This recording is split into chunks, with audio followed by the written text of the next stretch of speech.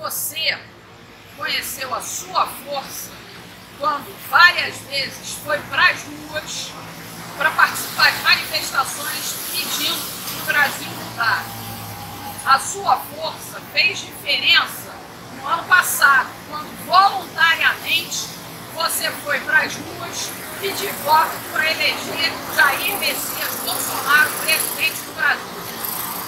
De novo, agora você precisa mostrar a sua força para o Brasil, para mostrar que apoia as propostas de reforma do presidente Jair Messias Bolsonaro.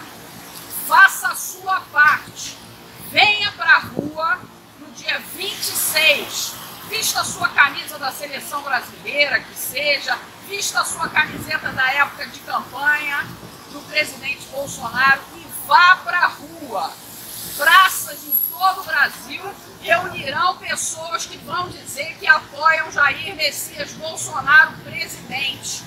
Mas, se você não tiver numa cidade nenhum movimento organizando esse encontro, esse grito pela nossa liberdade, porque esses bandidos do Congresso, capitaneados por Rodrigo Maia e Davi Alcolumbre, esses bandidos do Centrão e os bandidos do STF, capitaneados agora pelo preposto do Zé Dirceu, o Dias Toffoli, eles não estão querendo sacanear o Bolsonaro, eles querem continuar sacaneando a gente, eles tramam contra nós. Então, venha para as ruas dia 26, domingo que vem, vai para a sua praça, na sua cidade. Se não houver nenhum movimento organizado, reúna os seus amigos.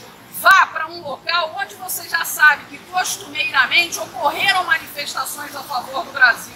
Marque mais ou menos no mesmo horário, 9 da manhã, 10 da manhã, 2 da tarde, 4 da tarde. Aqui em Fortaleza a gente vai se reunir na Praça Portugal, às 16 horas, como a gente sempre fez. Eu espero vocês aqui em Fortaleza, às 4 da tarde, na Praça Portugal. Mas em todo o Brasil você tem que fazer a sua parte. Você votou no Bolsonaro, você quer mudança. E essa mudança só virá se a gente mostrar a nossa força.